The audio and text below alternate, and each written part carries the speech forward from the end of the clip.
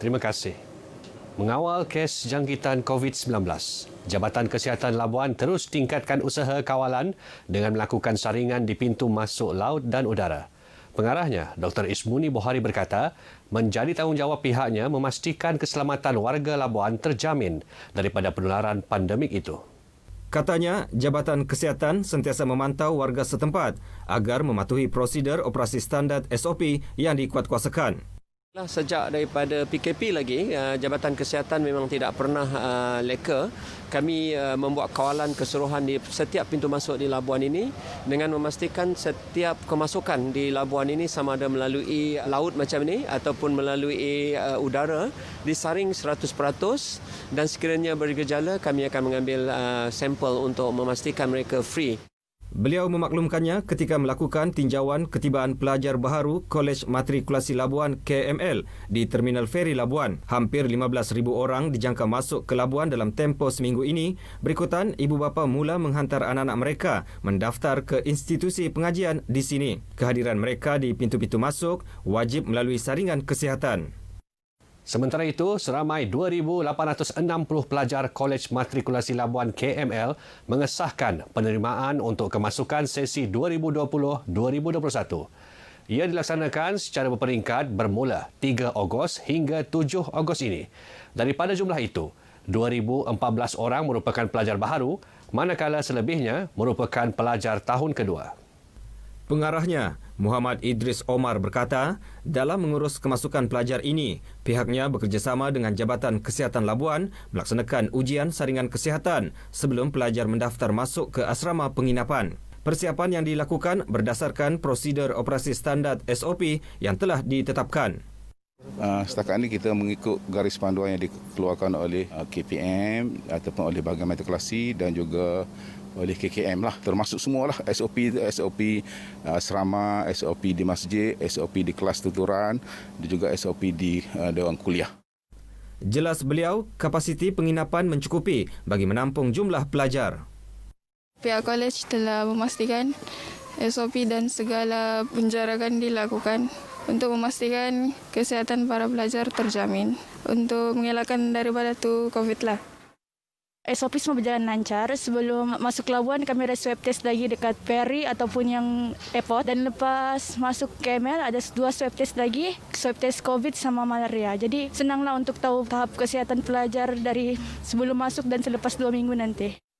Pihak pengurusan kolej juga mengambil inisiatif saringan bagi penyakit malaria terhadap pelajar kolej agar tiada penularan wabak itu di kampus. Sesi pembelajaran juga terbahagi kepada 2, iaitu kelas secara bersemuka dan pembelajaran secara dalam talian. Dari segi pelaksanaan aktiviti kokurikulum, beliau memaklumkan masih tidak dibenarkan kecuali aktiviti riadah secara persendirian dengan kemudahan fasiliti sedia ada. Tiada kompaun dikeluarkan Ibu Pejabat Polis IP di Labuan setakat ini mengenai ketidakpatuhan pemakaian pelitup separuh muka yang dikuatkuasakan penggunaannya bermula 1 Ogos lepas. Ketua Polis Labuan, Superintendent Muhammad Farid Ahmad berkata, terdapat 12 pasukan pemantau penguatkuasa Polis Labuan mengawal selia pematuhan pemakaian pelitup muka. Hasil pemantauan terutama di tempat-tempat awam melibatkan pasar raya, pasar sentral UTC dan pasar malam mendapati orang awam patuh SOP yang dikuatkuasakan. Sekatan jalan raya juga dibuat setiap hari bagi memantau orang awam yang menggunakan pengangkutan awam dan e-hailing. Dan setakat ini semua kenderaan pengangkutan awam yang ditahan oleh pihak PDRM yang kami periksa, tahan dan periksa, kita dapati kesemua penumpang menggunakan pelitup muka mereka semasa menaiki kenderaan awam. Dalam pada itu, pemakaian pelitup separuh muka oleh pekerja premis perniagaan dan restoran turut ditekankan. Pihak polis turut bekerjasama dengan Jabatan Kesihatan melakukan pemantauan.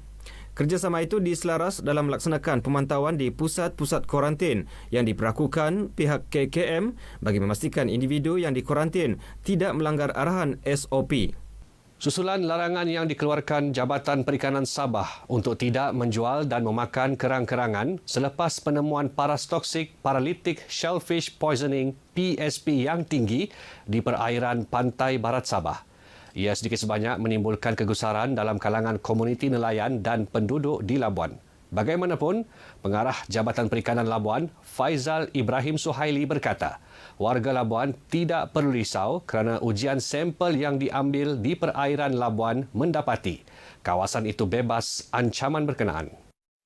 Dan yang terbaru adalah pada minggu lepas dan keputusannya ketiga-tiga sampel yang kita hantar iaitu sampel air, sampel ikan pelagik khususnya dan sampel kerang-kerangan, keputusannya adalah setakat ini adalah negatif.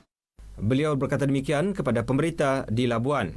Tambahnya, sampel akan diambil lebih kerap iaitu 2 kali seminggu untuk dianalisa bagi memastikan sumber makanan laut di Labuan adalah selamat untuk manusia. Ledakan alga beracun Pyridinium bahamans yang lebih dikenali sebagai fenomena air merah atau red tide boleh menyebabkan mangsa mengalami kesukaran bernafas. Dalam kes yang sangat serius, ia boleh mengakibatkan kematian dalam tempoh 2 hingga 24 jam kerana sistem pernafasan menjadi lumpuh dan jantung tidak berfungsi. Dengan itu, sekian paparan berita wilayah dari Labuan. Terus patuhi SOP dan PKPP. Kembali semula ke Angkasa Puri. Silakan.